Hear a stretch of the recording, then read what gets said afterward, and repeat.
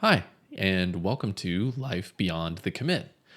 I've been wanting to give a talk on this subject for a while now, and what better time than at CDCon, right?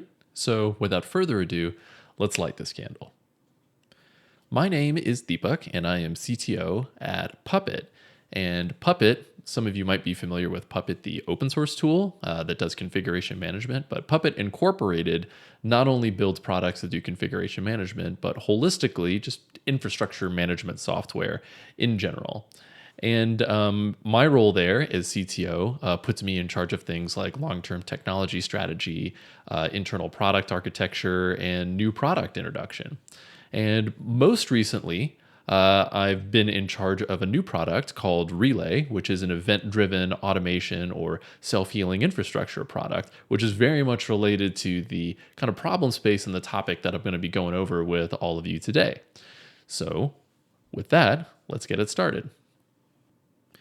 I'm going to try something different with this talk and start with the conclusion and then spend the rest of the talk substantiating the rationale that lies behind that conclusion. And the conclusion is that self-healing infrastructure is inevitable. And I think it's inevitable for two major reasons that I'll get into more detail as the talk goes on. First, reliability is non-negotiable. I'm not sure reliability ever was really negotiable, but certainly in 2021, with expectations around services being extremely high, I think reliability is non negotiable now more than ever. And two, we can manage things at a much higher level of abstraction now than probably at any point in history. I'll talk a little bit more about those as the talk goes on, but for the time being, I'd like us to all go back to December of 2012. So in late December of 2012, Netflix had a pretty severe outage that was caused by an underlying outage in AWS. And that outage was specifically relating to Elastic Load Balancer. The line that I've highlighted here from Netflix's own blog about the incident, I think summarizes it pretty well. Netflix streaming was impacted on Christmas Eve 2012 by problems in the AWS Elastic Load Balancer service that routes network traffic to the Netflix services that support streaming. That's kind of a bummer. And for those of us who are actually hoping to watch something on Christmas Eve in 2012, that was absolutely a bummer. The thing I like about this incident is that in operations circles, many of us would consider Netflix the top of the heap in terms of companies that really understand how to do operations correctly. But even they are not immune to the occasional operational problem that affects their uptime and affects their reliability, right? And to point out with more detail how they are not the only one, 3 days later, something very interesting happened to another public cloud. When it rains, it pours. And a couple of days after the Netflix outage, Azure had a big storage related outage that affected a decent number of customers. And it was severe enough to the point that Azure ended up actually having to compensate the customers accordingly. So this is not the kind of thing that is isolated to just people that don't know how to do operations, right? It's something that can affect us all. And this was just the start of it. If we look at just Azure as an example, we can see a number of different incidents that started to play out over time. So this slide here shows some of the major incidents that Azure had over the next several years. And if you look at ultimately what a lot of the root causes ended up being, or maybe the rough categorization of a lot of these problems, the thing I like about them is that they are the kinds of things I think that we can all relate to. So, for example, in February 2012, they had an issue relating to them not properly accounting for leap days. In December of 2012, they had an issue relating to failover to a replica. In February of 2013, they had an issue around a failure to renew SSL certificates. And in December of 2014, they had a configuration change that was incorrectly propagated to all the systems that actually needed it. And they underestimated the impact and severity of that configuration change. These are all things that many of us in the operations world have had personal experience with. These are not the class of problems where it could only happen to a public cloud. These kinds of things can happen to absolutely anybody, and for many of us, it has happened to us. the reason why I bring these things up is to stress again how I believe that reliability is non-negotiable. When these companies suffered these kinds of outages, what did they do? Well, they certainly didn't just, shrug and say, well, that's just how software is. It goes down sometimes. Instead, what they did was they started to look more deeply at automated recovery and remediation systems. In an article I've taken a screenshot of here, it goes into some of the root cause analysis around that initial Azure outage that I mentioned. And I thought the highlighted section was really interesting. It says some of the nodes didn't have node protection turned on. The monitoring system for detecting this kind of problem had a defect, resulting in no alarms and no escalation. On top of this, a transition to a new primary node triggered a reaction that led to an incorrect formatting of other nodes. So I think this is very interesting because in the aftermath of this, I think that Microsoft ended up with a number of both cultural as well as technological improvements, many of which are listed in this snippet, that they started to apply a greater degree of rigor around in order to make their systems more self-regulating and more autonomous, even in the face of failure. Several years later, Netflix introduced an entire system that they built to do nothing but event-driven diagnostics and remediation. Again, it's a self-healing system that was designed to improve the overall reliability of everything that they do. And I think this is a really important point I would like to make. These self-healing systems end up complementing these companies' existing CI/CD systems. In the Netflix example, the tool that they ended up building, called Winston, was complementary to Spinnaker, which is their CI/CD system, right? And I think to understand why it's useful to complement CI/CD systems with these new kind of autonomous operation systems, I think we need to talk about something first that I call the automation surface area. Every application, every team's infrastructure, every estate, they all have an automation surface area.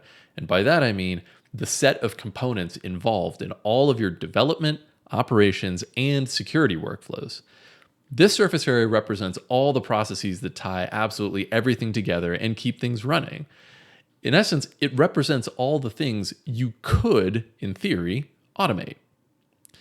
So for many teams, the operating system is a significant part of their automation surface area.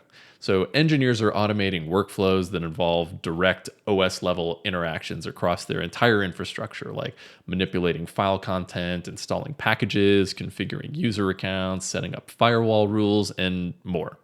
So in this world, configuration management tools like, say, Puppet are great, and they could easily wrangle the complexity of an OS and do it safely and securely at scale. But technology changes. It never stops, right? Infrastructure evolves, application architectures evolve, and platforms evolve. And with the rising popularity of microservices, cloud native tooling, immutable infrastructure patterns, third-party hosted services and tools, and platforms like Kubernetes, the operating system itself represents a smaller percentage of the overall automation surface area relative to components and services developers interact with via APIs. And these APIs operate at a higher level than the operating system. So they present us with some really great abstractions for controlling all kinds of aspects of our infrastructure and the applications that run on top. This makes it possible to tackle self-healing infrastructure in a way that wasn't really feasible for most of us up until now. And yet, very few people are doing it. And I mean, honestly, if you're listening to this, just ask yourself this question, which is just how self-healing all your production applications, infrastructure, and services really are. Just think about it. In my position as CTO at Puppet, I talk with a lot of our open source users in the community and a ton of our commercial customers, which are all over the Global 5000. And I've heard over and over again from them how even their most quotidian tasks are deceptively tricky and involve sequencing a lot of actions across all kinds of different services if you're in ops and you're trying to maintain things. Going through all these tasks manually introduces a ton of room for error, even when they are properly documented. And we all know how often these processes are properly documented, right? So Between responding to things like service down incidents and rolling backfill deployments and securing cloud resources, the struggle is real. For many, solving these problems involves gluing together a patchwork of existing scripts, bespoke in house APIs, and third party services in order to actually get anything done. I call this digital duct tape. It's not pretty, it's not sustainable, and it's not a permanent fix, but it's the best that many people can do, and it kind of gets you by. So this shouldn't come as a surprise to those of us in the CD community. And I mean, think about the era before CI/CD or GitOps, right? I mean, lots of bespoke scripts trying that were tying random things together in pretty brittle and unsustainable ways.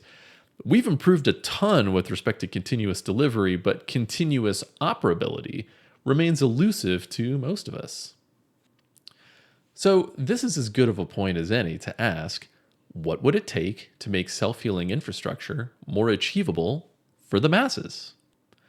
I think that in order to get there, we must capture what I call intention as code. Or put differently, when this thing happens, here is what we must do.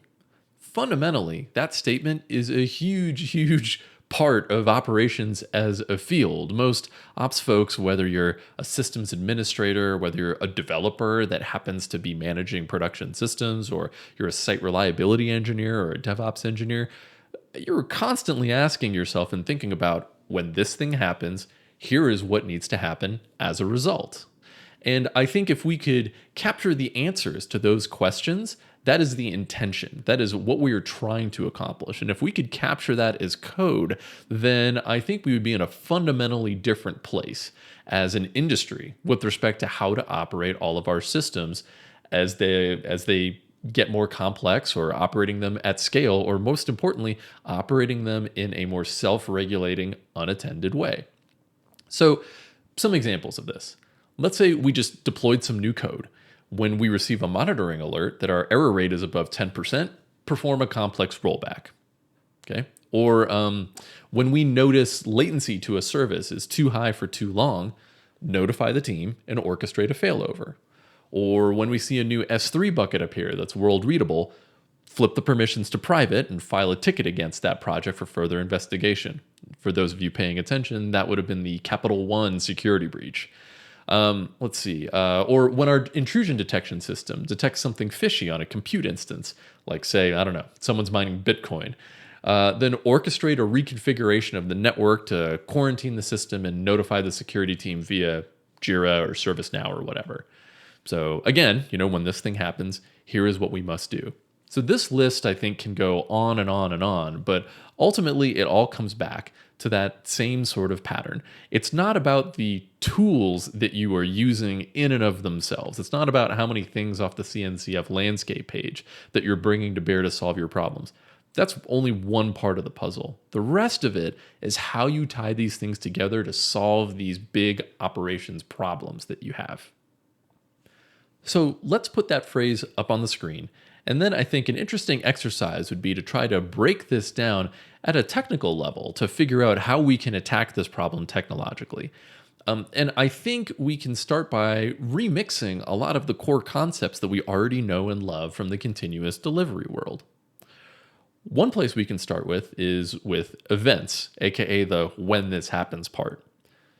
Modern applications generate all kinds of events.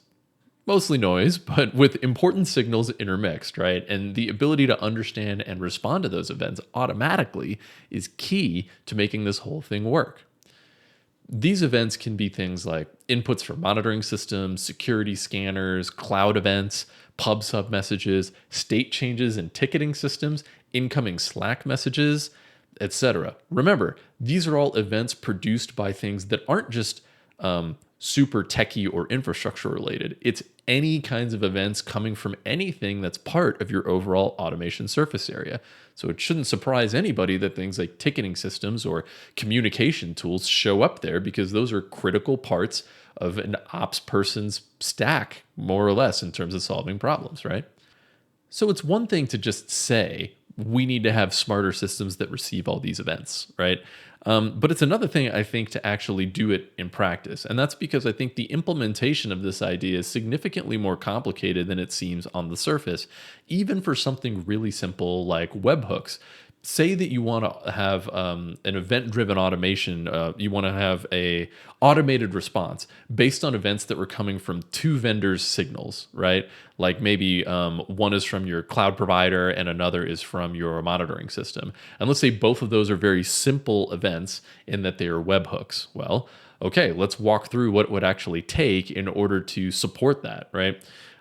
Every webhook needs to have a server behind it because you need to have a server that's always listening and always up that can receive the events that are coming from the vendors. So for every vendor whose webhooks you must support, you need to have a server up and running, which now means that's another service that you need to make sure as an ops person is always up and running itself. You've kind of compounded the problem for yourself.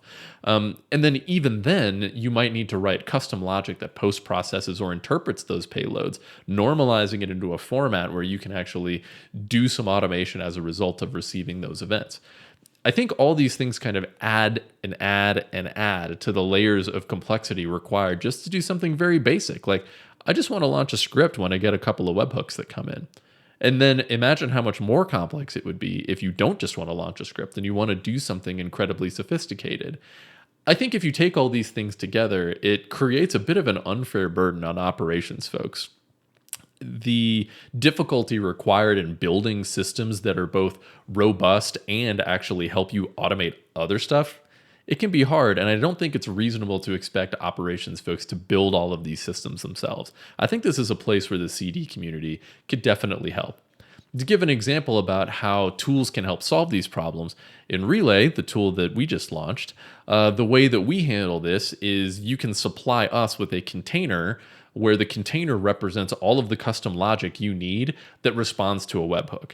And then you can have Relay itself manage the webhook server part so that we can auto-create a domain name for you that's publicly routable. We can automatically ensure that your container is launched when we receive these webhooks, and we can automatically route all the traffic to your custom logic as necessary on demand in a way where you don't have to worry about the uptime of those kinds of services. So I think that's a useful pattern that probably a lot of other CD tools could think about as we start to expand our idea of what kinds of events we want to receive in order to enable the maximum amount of automation that is theoretically possible to solve ops problems. So if we break down the second part of when this happens, do the following part, I think one way that we can address that technologically is through workflows, which I would say are a more generalized abstraction over the concept of a pipeline. And I don't need to explain this part to you all, I hope, because pipelines and workflows are kind of the cornerstone of the entire continuous delivery universe. So I'm not going to go into a whole lot of detail. But if people have questions about that, obviously I'm happy to go into it after the talk is over. But I do think, though, that the application of workflows to ops problems demands a few things that might not necessarily be in the pipelines that are constructed for CI purposes or for a lot of continuous delivery use cases. So a lot of ops use cases effectively demand things like parallelism or the ability to pause a workflow while we wait for maybe other events to come in, sort of a latching mechanism, or for things like human in the loop approvals, which are a big deal depending on the severity of the ops issue that you're trying to deal with. And again, to give an example from how Relay does it, what we couple the triggers to, and the webhook example that I gave earlier is an example of a Relay trigger, which is the when this happens part. And the workflow that you see on the screen is part of our workflow engine, which is actually built on Tekton, which is a CD Foundation project. So big shout out to all of the Tekton people. But what we do is let people piece together all these individual steps where each step is its own container and can contain arbitrary logic, which I think is very important as a unit of abstraction, especially for handling a lot of ops problems where you're dealing with other vendor stuff. It's useful to have a container be that unit of abstraction. And this is an example that includes a number of steps that are happening in parallel, as well as things where we're waiting as a join or a latch operation for a number of preceding steps to all complete before we can proceed. And this workflow is an example of our own production incident process, where it starts by getting triggered via PagerDuty. And then from there, we want to do a couple of different things, some of which in parallel, like creating tickets that represent the nature of that incident. But we also want to do things like create a war room inside of Slack, invite all the right people, especially the folks that are on call, and then ultimately do some notifications there. And then lastly, we want to take any forensic information and augment the PagerDuty incident. And then we can post that back to the incident response system for later analysis. So that's just one example of an operational thing. Nothing to do with CD. This is about when our incident response system detects that an incident has occurred, what do we need to do? But things like, for us, Jira, Slack, PagerDuty itself, they're all part of our automation surface area. They're all the tools that we're critical parts of our stack in order to actually respond to problems. So I think that's just one example of how you can apply a workflow to automating more of these operational processes, where in many cases it's not technological at all. One dimension to this solution that I haven't talked a whole lot about up until this point is that you can't simply just have a piece of technology or a product that you build that receives the events and then runs the workflows in response. I think that's good, but I also believe very strongly that the totality of this solution needs to be representable as code. And I think that's important because this whole idea is around capturing your ops intent as code. And I think the reason why that's absolutely essential to any product hoping to be successful with an operations audience is that unless you represent this stuff as code, you will fail to be harmonious with all of the other DevOps toolchains and methodologies that ops folks are using already. And I think I feel this very viscerally, not only because my company produces a lot of infrastructure as code tools, but doesn't matter which infrastructure as code tool your ops team is using, chances are they are probably using at least one. And in many cases, they might have taken that to the nth degree and are using an entirely GitOps style approach to managing their infrastructure. So for teams like that, presenting them with, for example, a wizard no code kind of experience for crafting their automation, suddenly that automation is off on an island. Their intention is not captured as code, and it is therefore not, it doesn't get the benefits that the rest of their infrastructure management tool chain gives them. If it's not represented as code, you can't peer review it. You can't check it into revision control. You can't do a git blame to see how these things have evolved over time. Those are really important properties to managing systems at scale. So solutions in this space, I think, need to think extremely strongly about how to represent this intention as code. This was probably one of the more difficult problems we had when we were building out Relay, which is what kind of notation do we use and how do we balance making it so that it's accessible by non-hardcore programmers, but at the same time, it is still code. That ultimately can be checked in a harmonious way alongside all of the other tools and all the other files that you have that govern how you manage your infrastructure. And the last aspect of this that I wanted to touch on briefly was that I think it's important that these solutions are broadly accessible. The industry has no shortage of tools at this moment that require this super hardcore level of expertise in order to be able to actually use. But I think the problem is that imposes too big of a burden on the target audience, right?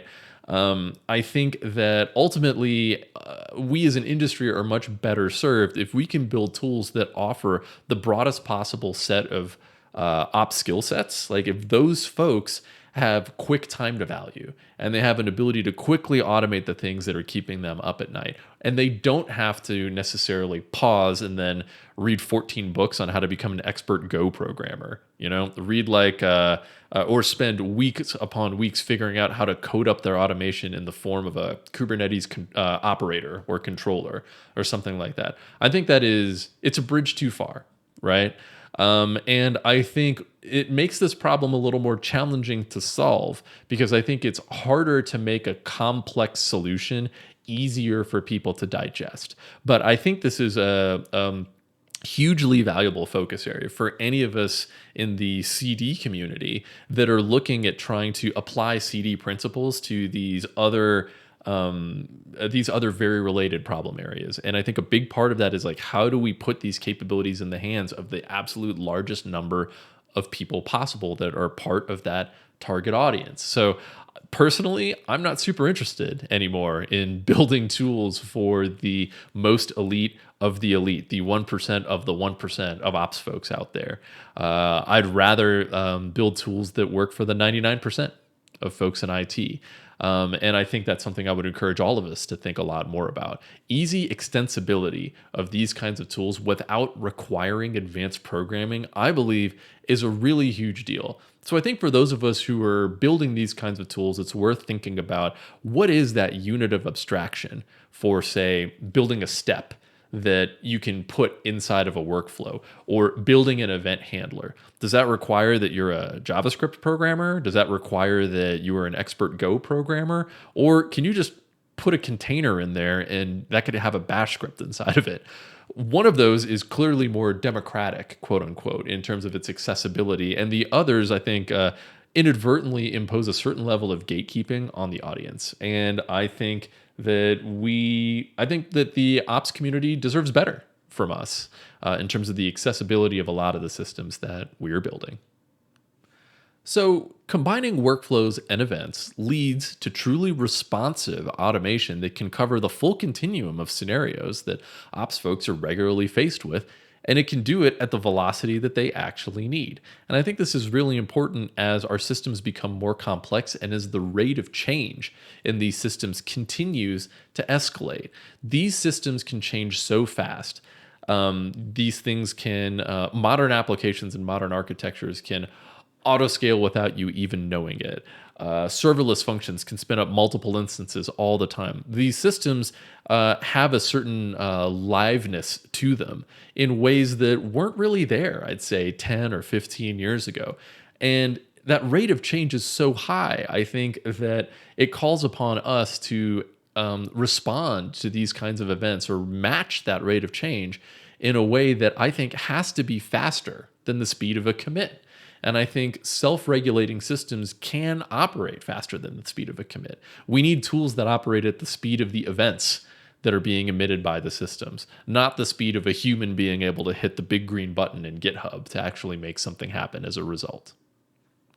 When it comes to managing applications through their entire life cycle, CD covers the beginning, and I think self-healing systems can cover the end. And I think we're going to need both types of tools because ultimately, I don't really care what tool you end up using for this. I mean, I'd obviously love you to use mine, but it's okay no matter which one you choose.